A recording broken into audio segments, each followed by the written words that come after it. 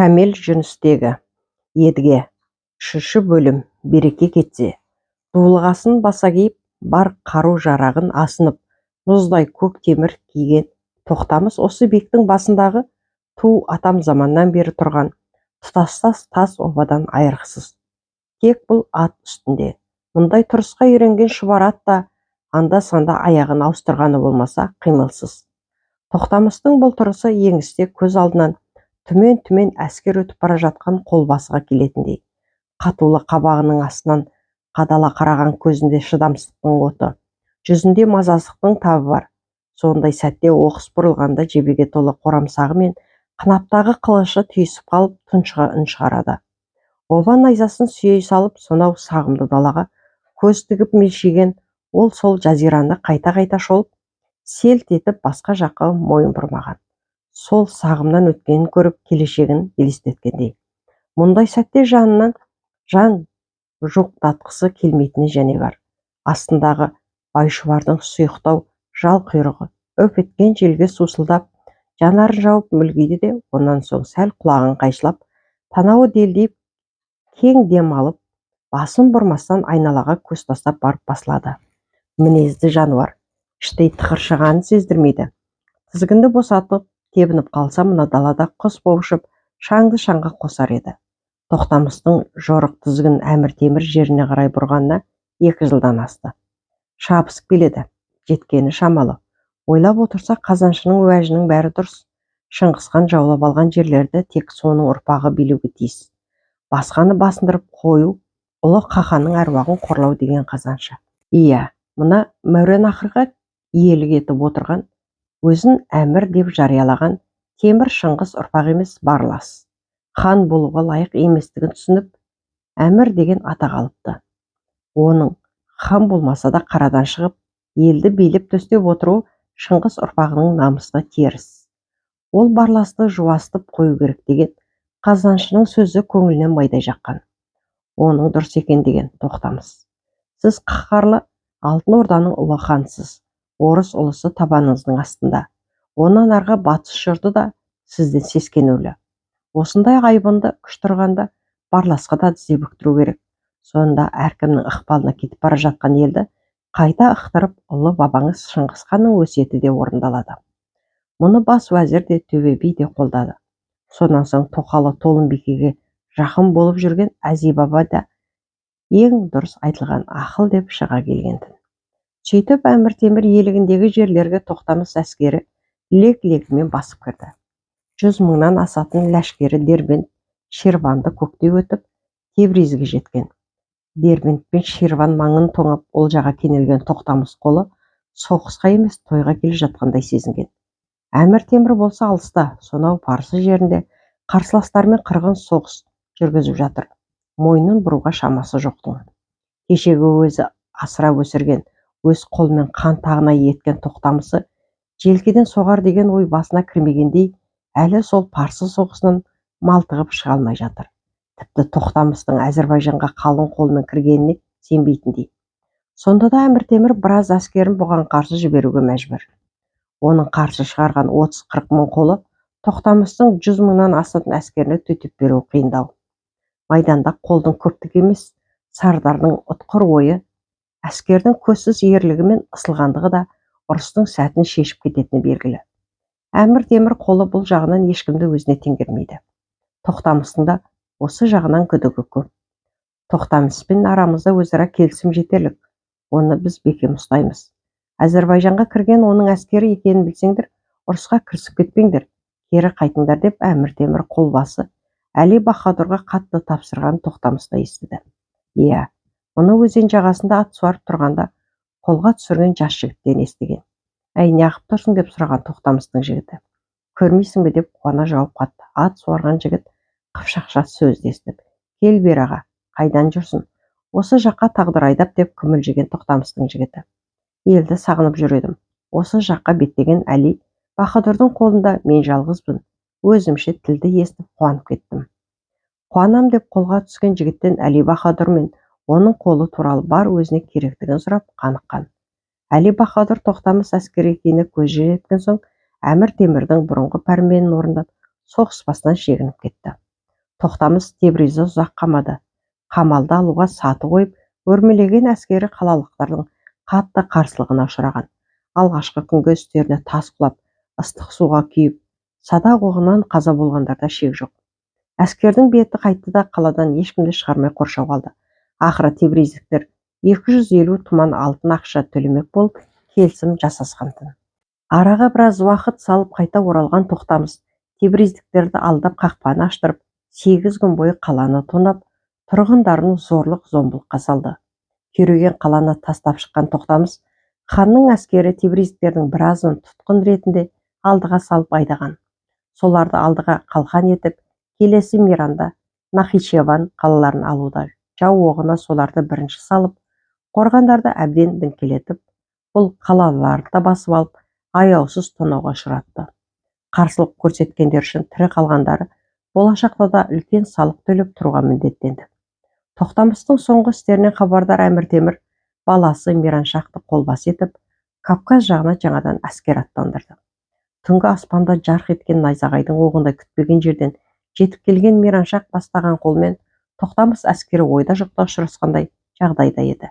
100 мың қолдың жарымы ғана жанында, қалғаны тау-таудың қуыс-қуысындағы жұрттың мазасын алуда-тын.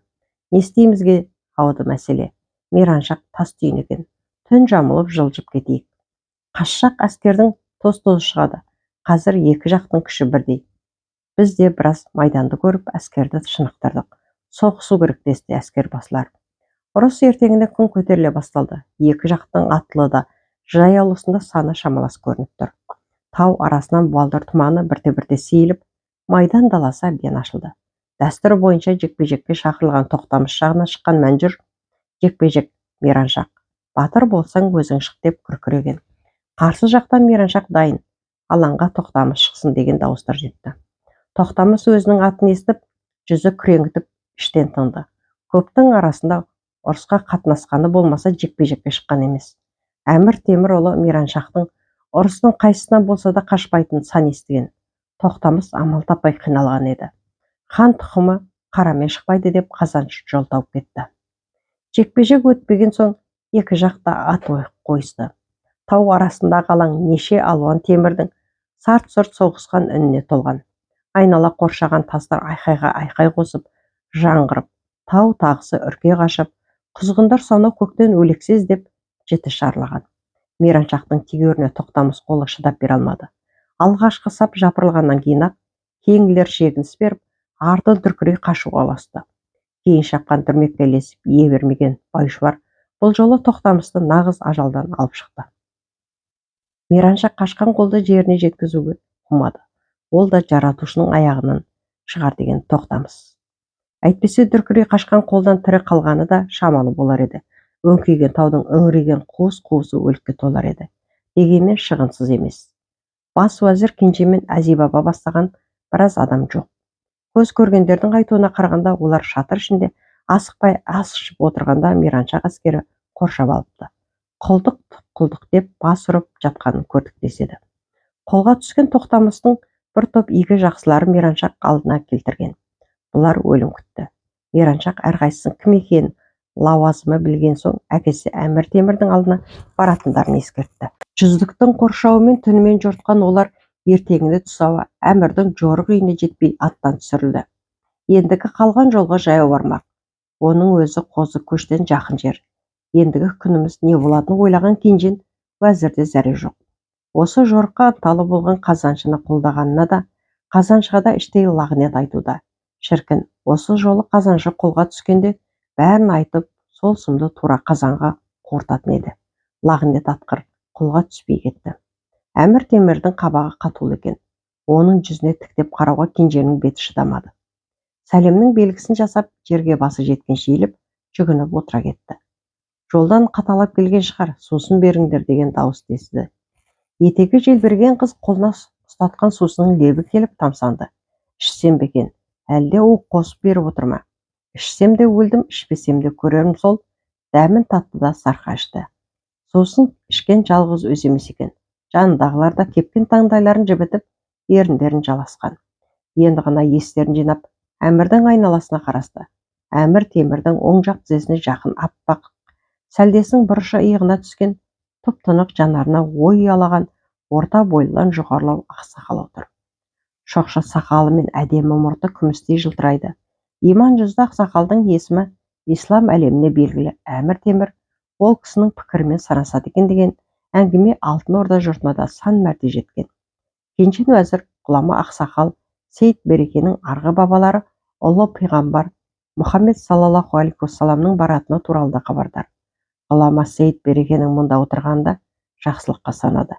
Иншалла, жолдары болады екен. Бұл кісінің көзінше әмірде бұларды өлімге бұйырмас.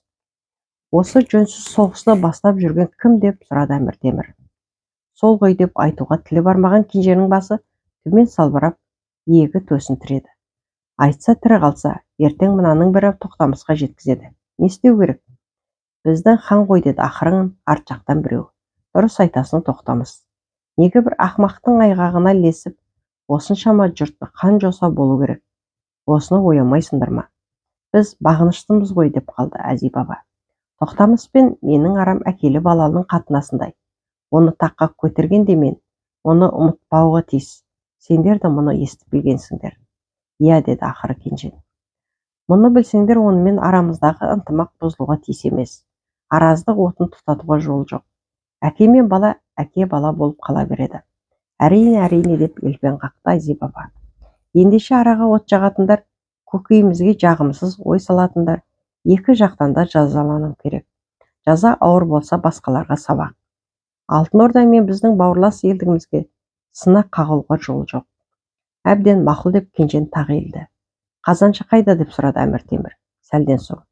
Қазаншының барысы мен сөзінен Темірдің әбден құлағдар екені кенженің күмәні қалмады. Ол кетті ғой деп Әзи баба қолын сілтеді. Жарар, біз болмасақ Алладан алар жазасын деп Әмір Темір бәрінің жайласып отыруына мүмкіндік берді. Алланың ісіне шәк келтіруге бола ма? Қателік пендеден деп бастады Биязы мен Сейіт Береке. Соғысу, қан төгу мақсат емес.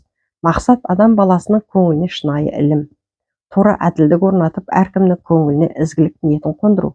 Сіздер анау орыс елін шабасыздарда олжаға алғанға мәз болып қайтасыздар. Діні басқа сол ел доңызбен бірге ұйықтап, шошқасын жеп, арағына уланып, аңша жүріп жатыр.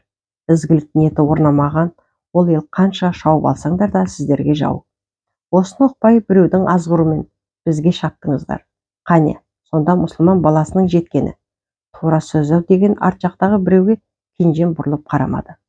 Әмір Темір парсының жұртымен соғысып жүрген жоқ. Құлағу бастаған моңғолдардың исламға келтірген зиянын өшіріп, мұсылманның ісін түгендеуді. Осыны ұққан жөн. Әлбетте деген тағы Әзи баба. Қылыштың жүзін сынау керек болса, шығыста аузына түскеннің бәрін адал деп оққан қалың шүршіт жүр.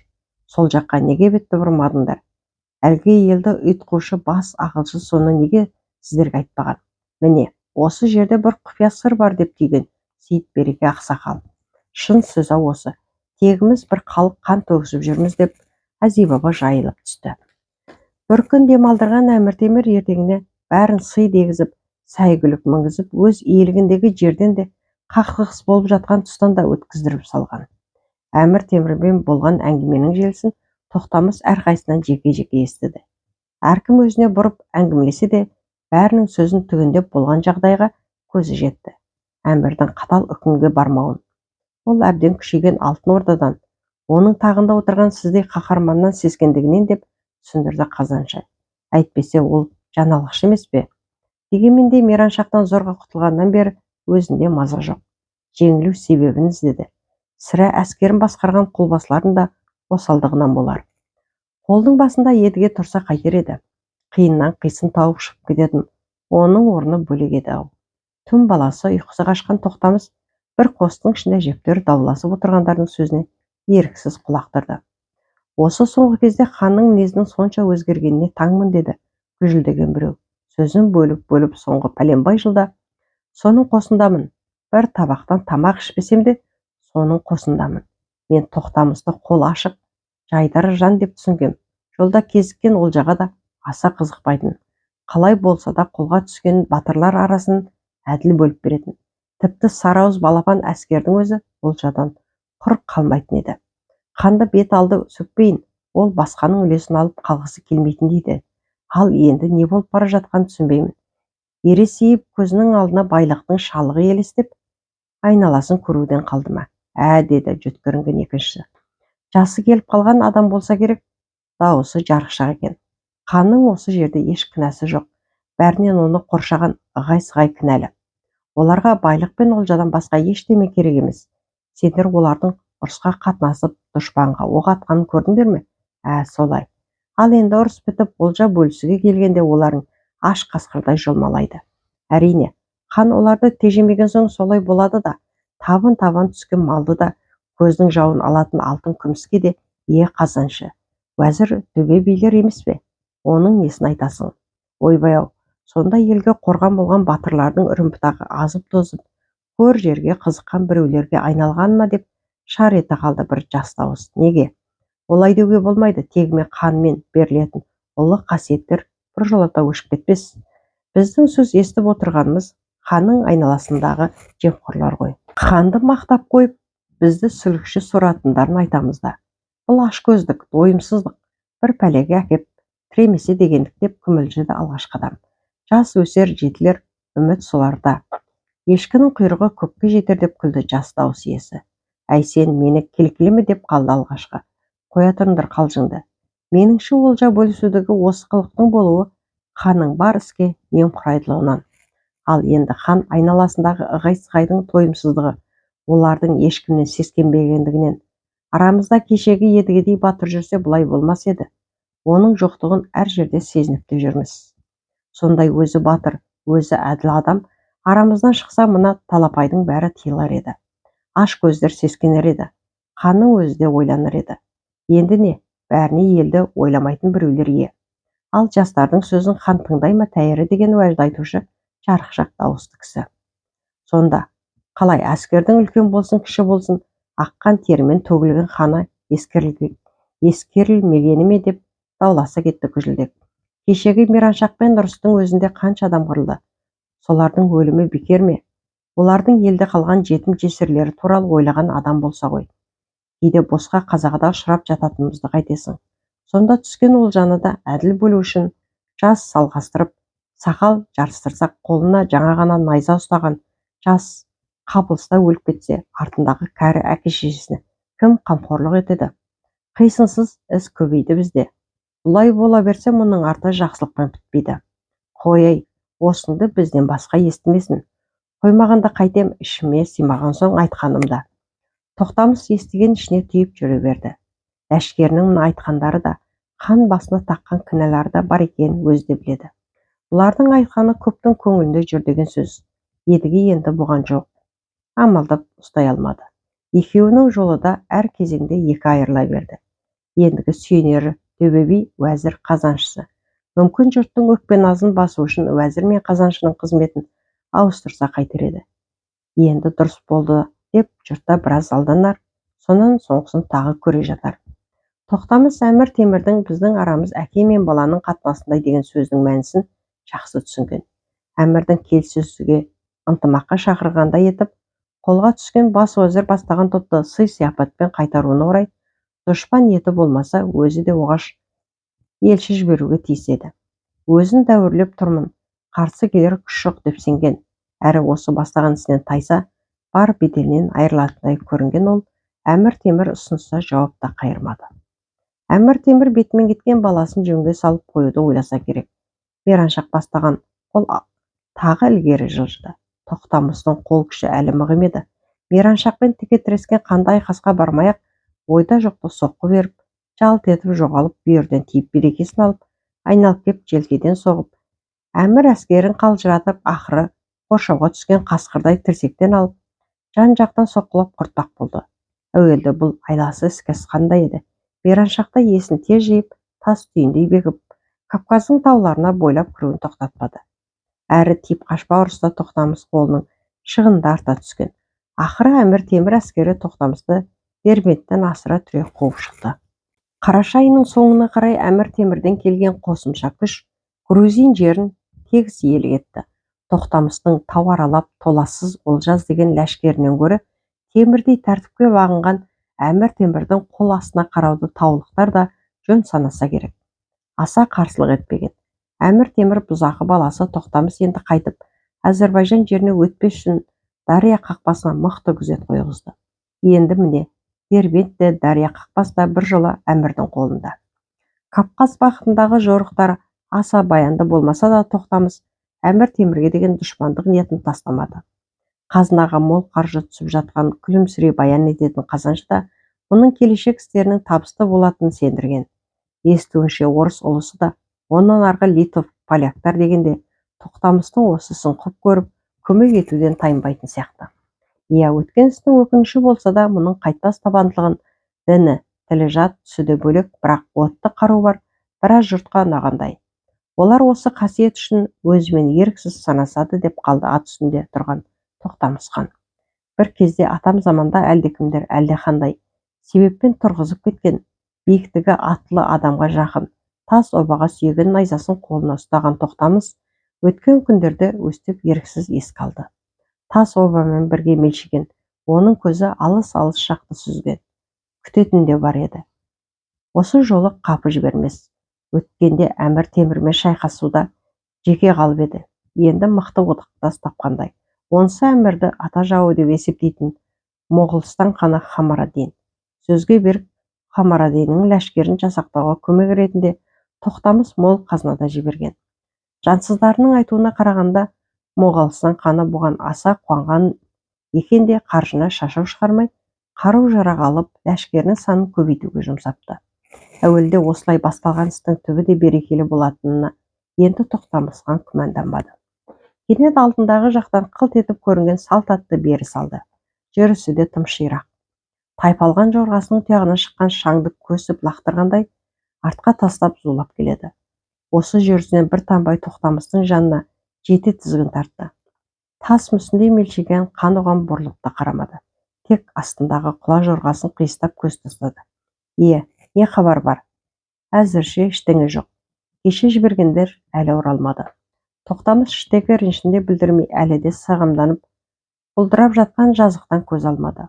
Құла жирен мазасыздау мал ма, жігіттің астында тықыршып тұрған жерін тұяғымен ойып тастаған екен. Үнсіздік біразға созылды.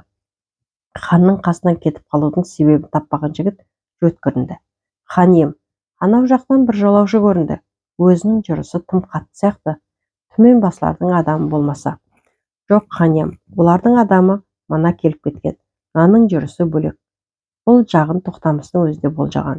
Түйенің қомында туып, аттың жалында өскен далалықтар шалғайдан көзі шалған жүргіншінің кім екенін атының жүрісінен бағдарлайды. Иә, мына суыт жүрісті адам тегін емес. Сен тез ұмтыл да мына жүргіншінің кім екенін, не тілі барын біліп, маған хабарлауын түмен басыға тапсыр. Мелшиген биік тұтас тас обаның жанында тұрған Тоқтамыс ханның осы күндері алдан күтер қияметі де аз емес. Анау аса суыт жүріспен жеткен жүргінші кім? Айтар хабары қандай деп іштей елігізуінде де мән жатыр. Мүмкін өзінің Моғолстанға жіберген адамдарының бірі ме? Әлде мұнан хабар ала алмаған Хамарадиннің сөзін ұстап келген біреу шығар. Күн өткен сайын жалғызілікті адамның жол жүруі қиындап барады. Адасып кетуден қауіп жоқ. Бұл жолға ысылған жол мен жөнді білетіндер жіберіледі ғой. Айналасын бекем бағдарлайтын Әмір Темір Моғолстан мен Тоқтамыстың арасында сөз байласып, уағдаласудан бұрын-ақ жылт еткен жүргішіні бағдарлайтын тәртіп орнатып тастаған сияқты. Бір ауылға тоқтап, ат ауыстырып мініп кету деген қияметтің қайымы. Араға тілмен қаттасыған адамдар ауыл түгілі ши мен пұтаны пана етіп, жан шүберекті түйсе де көздеген жерге бәрі бірдей жете бермейді. Сонан соң да соңғы кезде Хамарадинмен арадағы байланыс тіпті нашарлады. Арадағы әрлі-берлі қатынасушылардың із-түзсіз жоғалуы көбейді. Талайының өліктерін қарғын құзға үймелеп жатқандығына тапқан. Тоқтамыста, Моғолстан ханы да біреу өлсе басқасын жұмсады, дамыл көрмеді. Міне, тау басында сарсылып көкжиекке көз тігіп тұруының бір мәнісі осы. Мана кеткен құла жорғалы жігіт бері тайпалтып келеді екен. Ат үстінде ыржың-ыржың еткеннен-ақ Тоқтамыс бір хабардың барын болжады. Айта бер, жақсы хабар хан ием. Айта бер, жақсы хабар хан ием. Кімнен екен? Моғолстан ханы жіберді. Тоқтамыс Хамарадиннен келген елшінің айтарын естігенше байыз таппады. Бар арманы Әмір Темірге қарсы күшті құрсаулап, Жыртығын бітеп, сол темір құрсауды қанды қақпанға айналдырып, Мауреннахр әміршісінің қылтасын қию. Сол үшін де сонау Алтын Орданың башқұрт, татар, орыс аралас әскерінің қомақты бөлігін Аққозыға бастатып, Моғолстанға жіберген. Аққозы бастаған 100 мыңнан аса ләшкер Моғолстан ханы Хамарадиннің бұдан 2 есе көп әскерімен қосылып, Шу өзенінің Алатауға жақын тұсынан бастап су аяғы Құрдымға кеткенге дейінгі аралықты алып шеп құрып жатыр. Тек әскер ғана емес, сол маңды бодандыққа мойынсұнған қауымдардың атқа мінуге жарайтындарына қару асындырып, жайлауларын осыншама әскердің қажеттігі үшін уақытша бөліске салып, елге салмақ түсірген. Бір тәуірі биылғы жауын шашынды көктен бар алқапты ерте гүлдетіп, көз жетер жердің ажары кілемдей құлпырған. Малдың тоқтығы елдің де баршылығына ауысып, арық-тұрықтың өзі ойнақтап шыға келген соң, көп қолдың салмағын да жеңілдеткендей рай танытты. Осы хабарды естісе де Тоқтамыстың күпті көңілі тоқмейілсімей, біраз уақыт болса да тыныштық көрмеді. Көбіне ат үстінде, ақыл сұрай келгенге де, көмек сұрай барғанға да мәселені ат үстінде шешеді. Жайлаудың төріне тігілген Ақшаңқан ордасына да кіріп де байыз тауып отыра алмайтын мазасыздық билеген. 5 жасынан ат жалын тартып мінуге үйреніп еді. Енді осы шамасында тап осы бір Әмір Темірмен теке тірес кезінде тіпті шабандоз болып кеткендей. Қасына ерген аз ғана жасақ пен орданың біліктілері Тоқтамыстың бұл жүрісін шыдай алмай, сүріне жығылып, реті келсе бой тасалап қалатынды шығарды. Бұлар өстіп сабылып жатқанда Әмір Темір бар әскерімен әлі де сол парсы жағында қилы-қилы ұрыстар жүргізіп жатқанынан Тоқтамыс хабардар. Тоқтамыстың бір жағы Шу бойын алып, Мауреннахрға шығыстан қатер төндіріп, екінші жағы терістік тұстан Хорезм бақтынан мол әскер дайындап, Үргеніш, Бұхараны бетке алатындай болып, құрсаулы түсуін Әмір Темір білмей қалды деуге Тоқтамыс сенбейді. Біліп отырса, әккі Әмір Темір бұған қарсы не айла жасап жатқаны ғана белгісіз. Белгісіздік қапыда қалдырады. Әмір Темірмен санаспау Тоқтамыстың Кавказдағы қолын бір жолата байлады. Ол енді Дербент пен Дария арқылы ешқашан өте алмасын түсінген. Бар үміт осы жолғы жорығының сәттілігіне байланысты. Әмір әскері парсы жағында малтығып жүргенде, бұлар Хамарадинмен қосылып, Мауреннахрдағы Әмір Темір билігіндегі бар қалаларды басып алып, күш қосса, оның құрған мемлекеттің тас-талқаны шығады. Ол үшін Әмір Темірдің бұларға қарсы қолданылар әдіс айласын білу керек. Соңғы кезде әртүрлі мазасыз ой қажаған Тоқтамыстың жүзі біршама суалыңқы кетті. Ханның қаһарлы көздерді сұсынан айырылып, қағажу көргендей жасқаншақтап, ішіндегі қазандай қайнаған ойдың лебін сыртқа тепкен. Өзі шеше алмаған жұмбақтың бір шеті едігеге барып тірелетін. Кавказ жорығы тұсында егер едіге қол бастаса, сонау Мәскеуге жорық кезіндегідей атылған жолбарыстай жауын қабылыста соғып, мейраншақты тыпыр еткізбесі дау деп өкінген. Енді міне, Әмір иелігіндегі мемлекетті терісінен де, шығысынан да жер қайысқан қолмен қоршап жатыр. Сонда да әскери бір айла әдістің жетпей жатқанын іші сезеді. Едігенің Әмірмен бірге сонау парсы елінде жүргенде естіген. Иә, Тоқтамыс оны өлтірмек болуы, едіге оны ата дұшпанды піспес жауы санайды. Ендеше ол Әмірге осы жолы қандай ақыл қосты екен? Ақылды қолбасының айласы бір түмен әскерден артық. Тоқтамыс сөзіне одақты Моғолстан ханы Хамарадиннің ісіне аса риза емес. Ханның ойынша Хамарадин де шалыс басудан аса алмай жүр. Кейде оның мінезі мен ісі өзіне жұмбақ болып та көрінеді. Осындайдан көңіліне күдік алған Тоқтамыс бір айдың ішінде оған 3 рет хабаршы жөнелтті. Бірінен жауап ала алмай қана қарайғантын. Тіпті жіберген адамдарын өзіне ұстап қалды ма дегендей ой келгентін. Әйтеуір Хамарадиннен хабаршы келіп, сәл көңілі жайласты. Хамарадинге көмекке аттандырған Ақбозы бастаған қолда деген жерінен орын теуіпті. Осының алдында Моғолстан ханы әскері артына қарап жалтақтай бермеу үшін өзіне қарасты елді ауыл-ауылмен Шудан бері өткізіп, жайлауы мол кеңістікке қарай көшіп қонғаны лайықты болар еді деген ұсыныс айтып еді. Әрине, мұнысы өзін өзімен тең санайтын ханға жасаған өтініші ғана. Өтініші жауапсыз қалды. Кейін Тоқтамыстың жансыздары Хамарадиннің бұл істі керісінше жасаған жеткізген. Өзіне қарасты малды жынды ең тәуір ауылдарда Моғолстан ханы Шудан әрі қарай бер шеті Хантаудан асыра Ленің төменгі құйылысына қарай жылжытып қондырыпты. Мұнысы несі? Әлде осы жорықтың сәттілігіне өз басына сенбегені ме? Хан сенбесе қараға не жорық? Қолдың дені қара. Қарадан тұратын әскер ауылдарының шегініп қалғанын естісе, оны қалай түсінеді? Жансыздарының Тоқтамысқа жеткізулеріне қарағанда, Әмір Темір иелігіндегі қаладан тыс өмір сүретін, өздері сияқты көшпелі тұрмыс кешіп, мал баққан, не диқаншылықпен айналысқан дала мен қыстаулардың жұрты Тоқтамыс пен Моғолстан ханының әскерінің талауынан қорқып, қалалардан пана іздеп, Сауран, Бұхар, Үргеніш, Самарқан сияқты ірі шаһарларға қарай жосылуда екен. Мұның арты сол қалалардың беки түсуіне, қорғаныс қолының артуына әкелетіні белгілі. Иә, оның үстіне ләшкерінің көбінің мақсаты олжа түсіру. Олжаның көбі қорғансыз отырған, мал баққан елде. Не болмаса, арығын ағытып, егісін суарып, тер төккен диқан жұртта. Олардың күні бұрын қоныс жұртын тастап кетуі олжадан да үмітті үздіреді. Әскердің ұрыстағы ынта жігерінде мұхалтады. Кәне дайындал, деді Тоқтамыс хатшысына. Ләппай тақсыр, айтқанымды мұлт жібермей жаз. Хатшы қоржынын ақтарып, сияз сауытын алдына қойып, қауырсын қаламын ыңғайлап алдындағы ақ қағазға үңілді. Тоқтамыс Хамарадинге өзі тез шешуді қажет деген ойларын айтып, осы қатты алысымен дереу Әмір Темір шекарасына шығыстан қалың қолмен өтуі керегін өтінді. Келесі осындай хат өз қолының басшы Аққозыға жөнелтілді. Хорезм маңына жиналған өзінің негізгі күшін Әмір Темір иелігіне қарай қозғамастан 3 күн бұрын Тоқтамыс Мәнжүр бастаған шағын топты барлауға жіберген. Табан астынан Мираншахтың пайда болғанындай, Әмір Темірдің жасырын бір күші берден соғып, қапы қалмайық дегенді ойлап, Мәнжүр мен оның қасындағыларға нені байқау керектігін мақтап тапсырған. Аяғының желі бар батыр аттар да Мәжүн тобына берілді.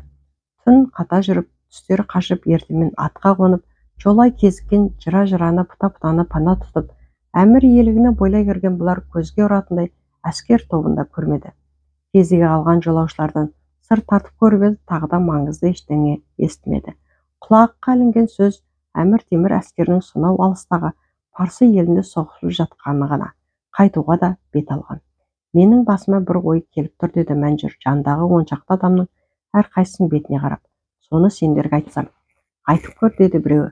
Бірақ айтарым қайтқан жөн. Осы 3 күн бойы күндіз-түні бірдей шапқылап әбден дікіледі. Әрі аттар да болдырды. Тағы бір жаққа барайық деме. Айтсам, осы құр қол қалай қайтамыз? Ең болмаса аздап олжа таппасақ елден ұятты. Кім көрінген көзге шұқиды ғой. Қасқыр қуған қойды үрпістеп қайтыпсыңдар демей ме? Бір іс тындырсақ деп едім. Сонда не айтпақсың, деді Мәнжүрға қиқу таз басындағы бөркін сипалап. Деп күлді біреу. Диханның қауын қарбызын ала қашамызға олжа деп.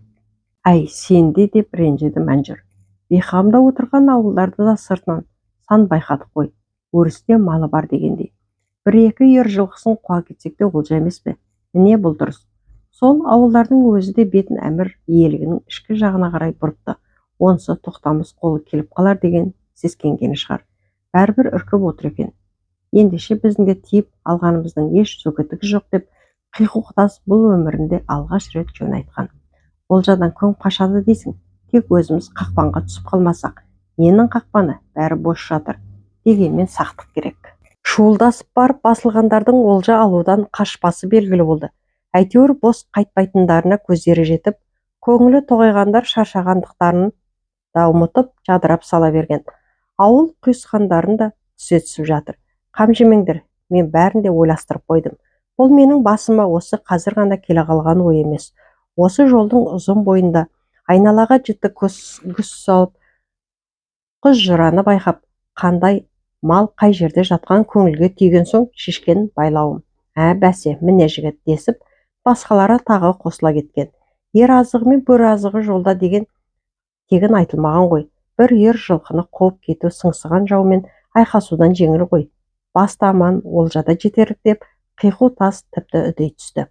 Арадағы әңгіме қалай тез көтерілсе, солай тез басылды.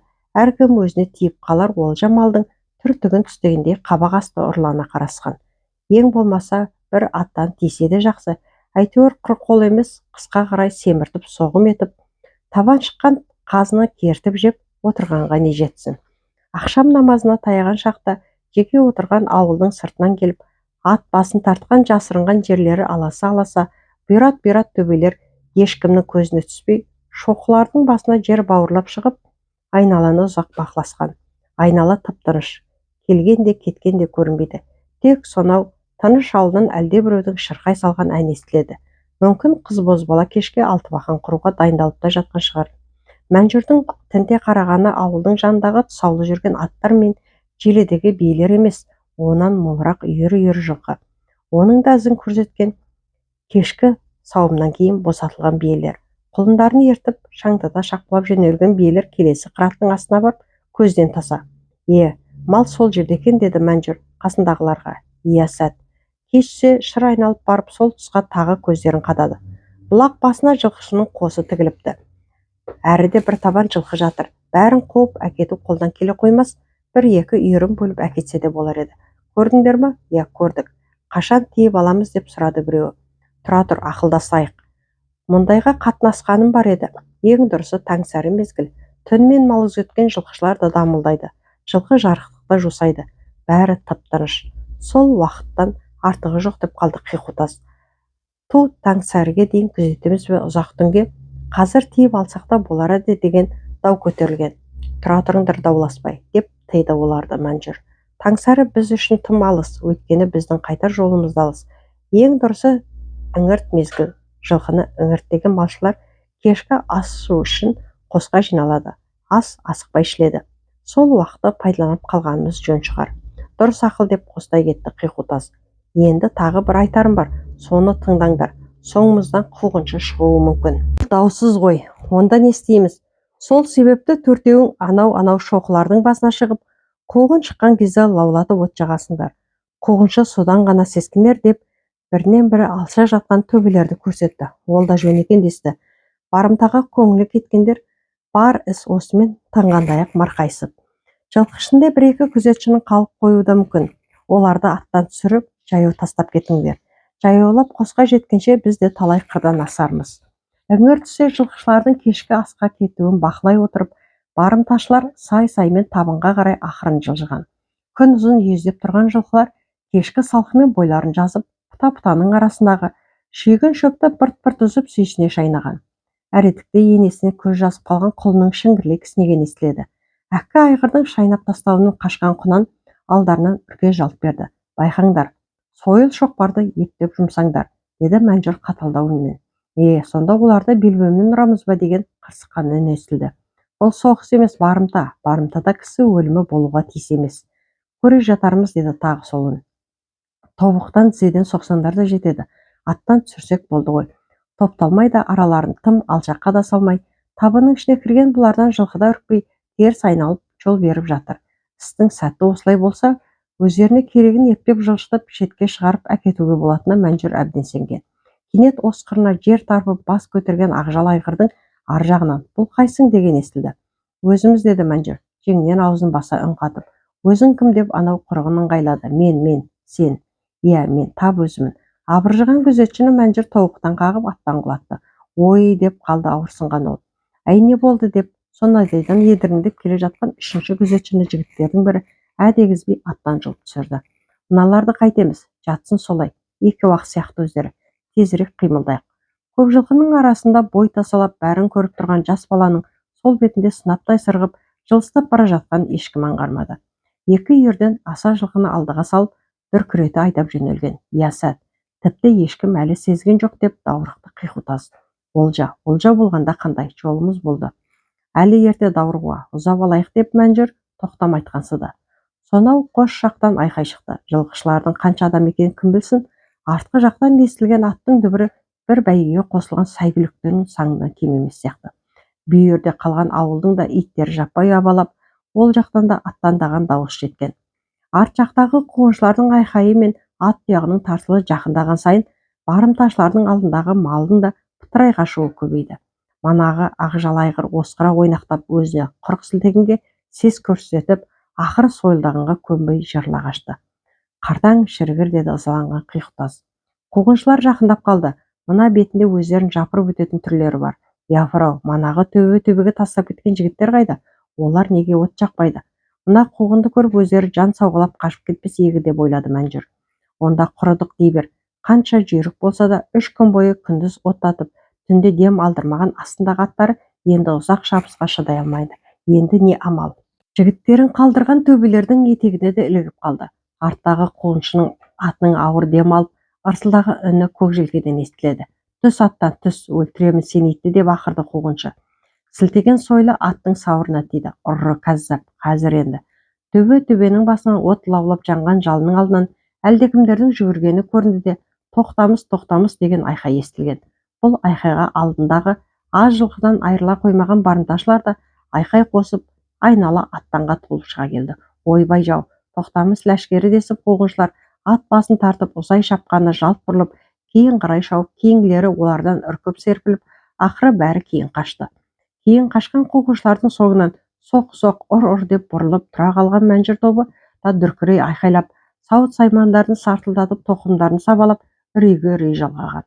Жырылып қашудан аман қалғаны жарым үйір жылқы екен. Шетінен мама биелер мен тізесі шұрғып біткен қартаң айғыр. Қартаң айғыр ежелгі өрісінен қарайлағанмен қашуға шамасы жоқ екен. Үйір айдағанға көніп алдыға түсіп жүре берді. Темір қазықты бағдар алған мәнжір тобы ит бүлкілге салып түнімен жортты. Түн жарымда туған ай жапырлаған жұлдыздар арасын түнімен жыртып таң ата барып батыс тұсқа еңкейді. Кәрі айғырда тұра қалып, бұтын сарқып, сонау артта қалған жұртынан мойын бұрып, арқырадай келіп. Сонан соң енді айналып келмес күндермен қоштасты ма, қабағын шытып күрсінді, ілгері қарай озды. Арттан келер қауіпті жоққа санады ма, қиқудас ердің басын құшақтап, ұйқысырап шайқалып келеді екен. Жастау жігіттің бірі қатарласа беріп, жау деп бажеті қалған. Шошынған қиқудас атынан ауып түсті. Әйтеуір шылбыры қолында екен. Үркектеген атын құрқырлап ерінің үстіне артылған. Қиқу жау түсірді. Ол жасынан бөліспес екен. Шіркіннің жүрексай десіп, топ біраз күлісіп, бой жазған болды. Барлаушыларының қайта оралып келе жатқан Тоқтамыс ханға манаға тайпалған жорға жігіт жеткізген. Хан оларды ат үстінде қарсы алды. Алдарындағы аз ғана жылқыға да қиыстап көз тастаған. Астындағы шұбыра түйірілген жылқыға үйірсектікісі келіп, жер тарпыған. Ал, деді Тоқтамыс ат үстінде шірене түсіп. Темір жақтан не хабар? Біз бармаған сай-сала, жортып өтпеген құба-жон жоқ, хан ием. Бірақ әмір әскеріне ұқсайтындай ештеңе кезікпедік. Жарар, оларыңды дұрыс дедік. Тіл тартып көрдіңдер ме? Әлбетте. Жоқ, іздеген болып қой баққан шопанға жол сұрағансып көшкен елге жолығып бақтық. Бәрінің айтатыны әмір темір ләшкерінің үндіме парсыма әйтеуір алыс жатқаны. Тоқтамыстың бұл хабарға іші жылыды. Сұрланған жүзіне қан жүгіріп, бет пішіні де өзгерген. Жолда көрген қиындықтар мен аман саулықтарын сұрағанда даусы жұмсара шықты. Сонан соң мыналардың жақсылап демалуын қамтамасыз ет деп жүзбасылардың біріне тапсырды. Құп, хан ием, деп жүзбасы барлаушы хан ризалығына ие болғандарына қуанып, бірін-бірі қамшымен түрткілеп, ыбыр-сыбыр әзіл қалжың айтып бұрыла берген.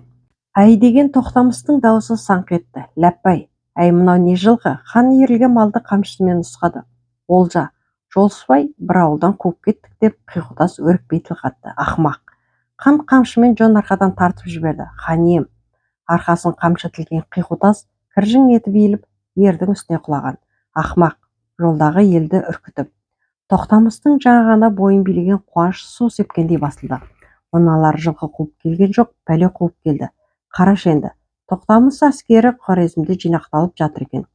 Беті Бұхар, Самарқан болу керек дегенде естіп, жолдағы мал баққан ел онсыз да дүрлігудеді. Мыналар сол отқа май құйып келіпті. Үйірлі жылқы емес, табынымен шауып алыпты деген жел өсекке енді тыйым бар ма? Сескенген елді бір жолы үркітті деген осы. Бүгін ақ ат аяғы жетер елге Тоқтамыстың қалың қолы бері жылжып жолдақысын жапырып келеді. Бас амандаңдар деген сөздің жетеріне еш күмән жоқ. Сонда мынау қалың қол енді не ішіп не жейді? Жылжыған қолдың ас суының көбі осы жолда кездескен ауылдардан емес пе еді? Әйтпесе мына нөпір жұртқа не шақ келеді? Ақымақ, деп қалды тағы да. Ләппай, деп құлағын тосты жігіті. Жаңағы барлаушы топты кім басқарған еді? Мәнжүр батыр. Ана қиқуға не жоқ онда? Өзі өреп, арқасы қышқан ғой, деп жігіт жымың етті. Мал мен басын амандап, үрке қашқан елдің ізімен жылжыған Тоқтамыс қолы хан қанша асықтарса да жүрістері баяу. Қолдың қажетті заттарын артқан жүк арбалары қайта-қайта сынып, ақыры күшегіне жығатын қарамай табылмай шетінен жолға тастағаны да бар жүкті түйелердің беліне салды. Жедел жүрісті қамтамасыз ете алмаған қолбасылар Бекарыс пен Садық Баһадүр ханның қаһарына іліксе де бастары аман еді. Кей жүзбасы дүре жеген, кешінде мегзеген жерге келіп жеткен. Осынша қолдың қамалғаны жалғыз құдық. Қаттала келе жатқан қанға жалғыз шелектен жалғыз шөмішпен мәнжүр суысынға. Мұның не деді тартынған хан. Су хан ем. Осының тазалығына көзің жете ме? У тастап кетсе қайтесің? Әуелі ана құлға бер. Хан әмірін орындамасқа амал жоқ, құл аузын толтыра ұрттап тамсанды да болары болды. Құдықтағы су кімге жете береді? Оның ішіне маған бәрібір тимейді дегенді ойлап, шелекті басына бірақ көтеріп, қалғанын басына қойды. Мына бетінде талай істен ұтылатынын түсінген хан әскердің бір бөлігіне жедел жүріп Сауранды қоршап, реті келсе қаланы басып қалуды тапсырған. Бұл қолға басшылыққа қанша қаһарланса да, өзіне аса сенімді Садық Баһадүр бекітілді. Бір-екі күндік азын-аулақ азықты әркімнің қанжығасына ілгер. Әскер ауыздықтарын шайнаған аттармен алысып, қиындыда шауып көзден ғайып болған. Негізгі қолмен жылжыған Тоқтамыстың да шыдамы жетіп, бір түмен әскер ертіп, ертеңіне ол да жеделдете жүріп кетті. Сол асығыс жүріспен аттарды шалдықтыра отырып, ақыры екінші күні кешке Сауран түбіне жетіп, тізгін тартты. Аса биік қорғанмен қоршалған қала жұртшылығы келіп жатқан қолды тамашалағандай, қамалдың үстіне шығып көз тіккен. Кейбір елгезектеу жасөспірімдер ысқырып қалып, әлде не десіп ыржың қағады. Ертеңіне Тоқтамыс хан шатырынан күн найза бойы көтерілгенде сыртқа бас көрсеткен. Көптен бері қаңсып тұрған аспанға бұлт оралыпты. Жыртық үйдің үзігіндей шұрық тесік бұлты шақша қылған күннің аптабына далдалыққа жарамай қапты. Жаңа ғана бүркіп өткен өткінші топырақтың қаңсық иісін қайта көтеріп, қолқаны ащы иіс қапқан. Оның үстіне айнала тамақ пісіргендердің түтіні жамалып, елді есеңгіреткендей екен. Ал не айтасыңдар, қаланы қалай аламыз? Қамалдың іргесіндегі ор аса терең екен.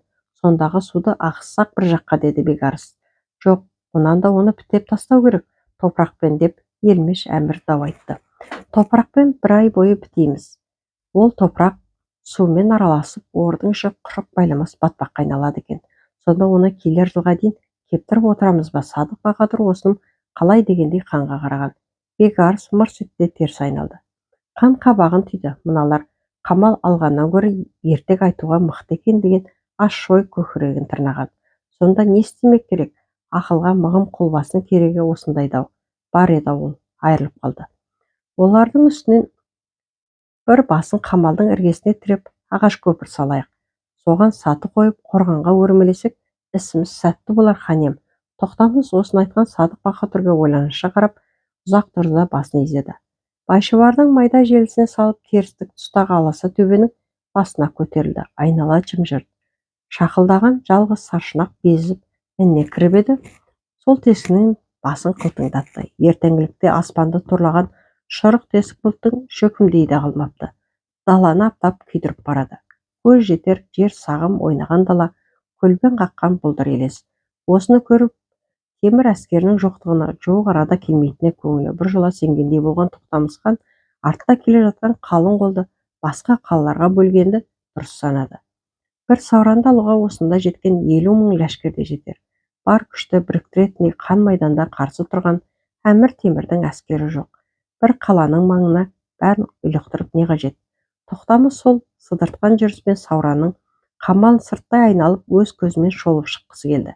Басқаның назарына ілікпеген осал тұсы бар шығар деген ойда көңіліне ұялаған. Қамалда айнала қазылған орда терең әрі жалпақ екен. Толтырылған су кей тұста орталау көрінгенмен, негізі ордың жиегіне жақын. Ордың ішінен әлдене шұғылып етті де, баж еткен баланы қорғанның жиегінде тұрған біреу арқамен жылдамдата тартып көтеріп алды. Ордың жиегіне жақындаған Тоқтамыстың алдына ысқырып кеп қадалған жебе, ажал деген осы дегендей дірілдеп біраз тұрды. Қолдың біразы ордың үстіне тастар көпір дайындап, қалғаны ағаш саты жасауға жегілген. Көбісі белуардан жалаңаш, талайы шаштарын жалтырата қырғызып тастаған. Жалтырбастардың ішінде әне біреусі ерекше көзге түсті. Домаланған қауын басының құйқасы су құйып кеткен тас төбедей жықпыл-жықпыл. Сол құйқаға жапсыра салған жырым-жырым жарты елі тері құлақтың орнын басыпты. Желке тұсы мойынтырық, қажап тастаған өгіздің мойындай қатпар-қатпар. Қатпар-қатпар мойынның арасынан жылт-жылт еткен тер тура омырауына құйылған. Соны мазақ ете ма, айналасы қыран топан. Тоқтамыс мырс етті. Хан басымен біреуге күлгені әбес болды ма, шапанның жеңімен бетін сипады. Әрі өтіп кеткен. Саты жасағандардың ар жағында бетіне шүберек жауып, күнге қарнын қақтап біреу жатыр екен. Дүңкиген қарнның астынан көрінген екі аяғы бақаның сирағындай шолтаңдады. Мойын, кеуде дегендер қарнымен біріп кетіпті. Мынаның шалжуын айнала арпалысып жатқанда деп ыза болды. Жатқан бір жағына аунай бергенде, саны осы-ау деп қамшыны сілтеп қалды. Хан емдеп орнынан шошына тырбаңдаған семіз қара тұра беріп қайта жығылды. Не жатты саған? Түнімен күзетті болған ем деп діріл қақты семіз қара. Онда саған анау көлеңке бұйырмады ма деп Тоқтамыс аңырағандарға қиыстап көз тоқтап жүре берді. 40 жыл өзі өмір сүріп, 40 жыл әке-шешесіне бұл жалғаннан аттандырған қара орман, қара шаңырағын жауға беру оңай ма? Қала тұрғындарының да қорғаныс дайындығы көзге түсіп қалған. Қаланың ішкі жағынан дәу-дәу тастарды қорғанның басына шығарып, жуан-жуан томарларды үйіп жатыр. Қарамай құйған ыдыстар да көзге шалынған. Әй, әуре боп қайтесіңдер, онанда қақпаны ашыңдар деп айқайлады біреу. Атаңның басы. Ысқырған жебенің ұшы жалт беруге үлгермеді. Ләшкердің санына кеп қадалды. Қап деп өкіне кейін қашты жебені суырып. Тастауға шамасы келмеген ләшкер. Кел бері дейді қорғандағы қылалық. Тоқтамыстың Сауранды қалдырған 50 мыңы 2 күн көпір әзірлеп, 2 күн сатымен өрмеледі. Бәрі бос әуре. Қамалдың іргесіне бір ұшын тал көпірдің ернеуіне қадаған сат адам өрмелесе өзі тайып құлап береке таптырмады. Сонан соң Тоқтамыстың әмірімен қамалдың іргесінен сатының сирағы берік тұратындай таяныш қазуға кіріскен. Олардың арғы жағалауына ілгіп, қайлашот ұрғандардың төбесінен құлаған тас талайын жапырып ажал қаптырды. Төбеден жауған тас пен жебеден қорғану үшін амалсыздан паналағандар тал еп термен жапқан күрке. Апта өтті, қалаға жаппай шабуыл басталған. Қамалдың іргесі жан шошырлық айқай. Талай сатыны өрмелеген адамдармен бірге қорғанның басында тұрғандар бір жағынан қисайты құлатып, сатыны сатыға соғып, қиратып тасталған еткен. Төбеден лақтырған тас талайдың миын шашып, көкірегіне сүңгі-сүңген ләшкерлердің денесі ордың ішіндегі су бетінде қалқыған.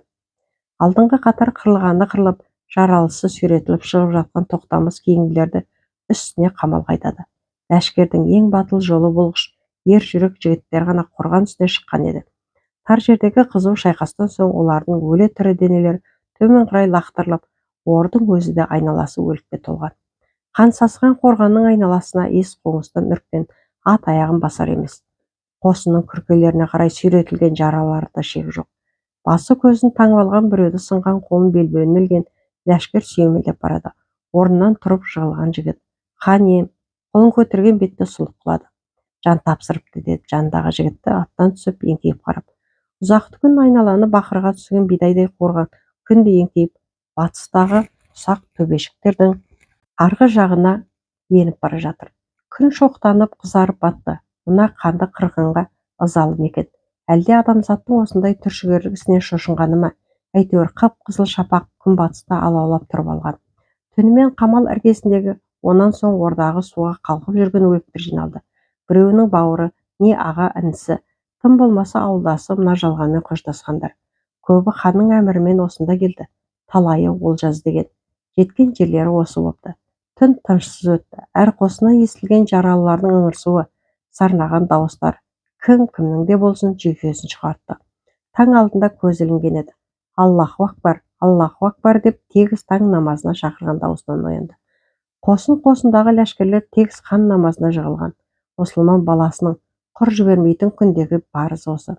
Әркім ұлы жаратушының алдында күндегі ісіне жауап бергендей қателігіне кешірім сұрап, Алладан медет сұраған. Сонан соң қосын қайта жатып тынығатын. Бүгін күн басқаша. Таң намазынан кейін түнімен жиналған мүрделерге қабір қазу басталған. Қаза болған мыңдаған адамды мәңгілікке жіберу рәсімі ұзаққа созылды, түс ауды. Бүгін қосындар тынықсын деді Садық Баһадүр. Қаза болған туған туысқандарына дұға оқысын. Кешегі қиямет ұрыстың алапаты көз алдарынан сөнгені дұрыс деп қостады Бекақыр әмір. Тағы да бір кеш түсті. Тырқиып жатқан да бар, тырайып асатыны да бар. Қолдың ортасына шаңдатып астындағы қара көгін ақ көбікке малып жаушы деген белгісі бар хан шатырының алдына домалап түсті де хан емдеп тізе бүкті. Кімсің? Аққозы қолбасынан келген хабаршымын. Моғолстан ханы Қамарадинмен. Аққозы бастаған қол Самарқанды қалдырған Әмір Темірдің адамы Омар мырзаның әскерімен шайқасып жеңіске жете алмапты. Екі жақ біраз без жасыпта Омар мырза Самарқанға шегініп, Қамарадин Ташкент маңын тонауда екен. Термез де Самарқан да алдырмас қамалға айналғандай. Бұхарға 100 мың қолмен аттанған Елмыш бектен хабар жоқ. Әйтеуір сол маңның қаладан пана таба алмай қалған халқын бір шыбықпен айдап жүр деп естиді. Тоқтамыстың жүрегі сыздады. Сауранның түбінде тұрғаны 10 шақты күн. Қаланың қақпасы ашылудың үміт жоқ. Елмешбек Бұхарды алудың орнына оны төңіректеп қана жүр. Самарқан Термез Темірдің адамы Омар мырзаның қолында. Қамарадин. Қой, Қамарадинмен жеке кездеспесе болмас. Іздеген Қамарадинді Ташкент маңынан таптырмады. Ойран салған ізі жатыр. Сол із Қаршы қаласынан әкелген. Қорғансыз кішкене қаладағы Әмір Темірдің өзіне арнап салған сарайы зинжір от құшағына ораныпты. Сонау үнді мен парсының небір шеберлері тастан гүл өріп, ағаштан аңыздың ізін салған әйгілі сұлу сарай өртке оранып жанған отқа қызыққан баладай мәз болған ләшкер қолына түскен жұлып әкетіп жатыр. Қамарадин шарап ішіп тойлап отыр екен. Ертеңіне Әмір Темірдің Самарқанды қорғау үшін 30 мың әскерді шұғыл аттандырғаны туралы хабар жетті. Қамарадин есін жиып алды. Түмен басы мың басыларын алдына еріп, ләшкерді қатал тәртіпке келтіруін, тонау мен өртеуді тоқтатуын талап еткен. Кеш қалған жоқсың ба деп Тоқтамыс басын шайқаған. Темірдің жіберген 30 мыңын шайқасуға ләшкердің шамасы жете ме? Қиратып тастаймын деп айта алмаймын, бірақ ұзақ сілкілес болады. Ондай жарадың. Әмір Темір біз күткеннен әлдеқайда мықты екен. Тамыры терең кеткен еменді көп болып, қана түбірімен қопарар деп Қамарадин жаңа бір ойдың ұшқынын көрсетті. Қайтып, Әмірден Сұлтан Баязид те, Египет патшасы да сескенеді. Енді одақты солармен де құрып, жан-жақтап тартқасақ, өз елігіне жаңа кірген елдерден көтеріліс жасатсақ, арыстанды көп жолбарысқа жұлмалатсақ дейсің ғой. Ондай қадамды жасап та жатырмын. Қапысы сол болар деп Тоқтамыс Моғолстан ханының сөзін бөлді. Тоқтамыс Бұхар маңына жеткенде Әмір Темірдің түмен әскері өзі басқарып Мәуереннахрға келе жатқанда естілген. Осы тұста Алтын Орданың талабымен орыс, Мордва, Шуаш, Олжас деген литвалықтарды қосып, Тоқтамысқа көмекке орыстың князі Константиннің бөрісі де келген. Әмір Темір әскерінің бір түменін басқарған Едіге мен орыс князінің қолы Арыс өзенінің маңы Зернукта кезікті. Ертемен басталған ұрыс тұсауға аяқталған. Сан жұрттың құрама өкілінен жасақталған Бәрістің әскері тас-талқан болып, князь Бәріс әскерін тастай қашып құтылып кетті. Мәуереннахрға кірген Әмір Темір әскері қаша ұрыс салған Тоқтамыс қолын зор шығынға ұшырата отырып, Хорезмді бір жолата алды. Тоқтамыс бұл кезде күшін жинақтаған Яссы маңына ие болғантын. Тоқтамыстың аса басым қолымен ұрыс салуда Әмірдің қолбасылары тиімді деп есептемей, қосымша күштердің келуін күттірген. Баяу жылжыған қосымша әскердің келуіне шыдамаған Әмір Темір күтпеген жерден Сырдариядан өте шығып, Тоқтамыс қолының желкесінен соғып, орда әскерінің көпшілігін талқан етті. Ұрыс кезінде Тоқтамыс қолын басқарған Айбердібек қолға түсті. Осыншама күшпен жүріп сәтсіздікке ұшырай берген Тоқтамыс іштей қатты күйінді. Әмір Темір мұның қай күшінің қай жерде тұрғанын, қандай амал ойлаған күні бұрын біліп отырғандай көрінді. Әлде Әмір Темірді көреген, ғайыптың сырын білет деуші еді, сол рас болғаны ма? Сонда да, оның жансызы бар-ау деген түйткіл ой жегідей жеді. Әлде ол ұрысқанның туысы болып келетін Темір Мәліктің ұлы Темір Құтлық па? Оны бөлектеу жүрісі көзге түспеген. Сонда кім? Кенжен уәзірмен бірге Темірдің қолына түскен Әзі-Баба шығар. Ол сол жолы әмірге сонша иіліп жағымпазданды дегенді естіген. Күдіктінің басы есептелген Әзі-Бабаның басы алынды. Өзіне де қауіп төнген Темір Құтлық та түсінген.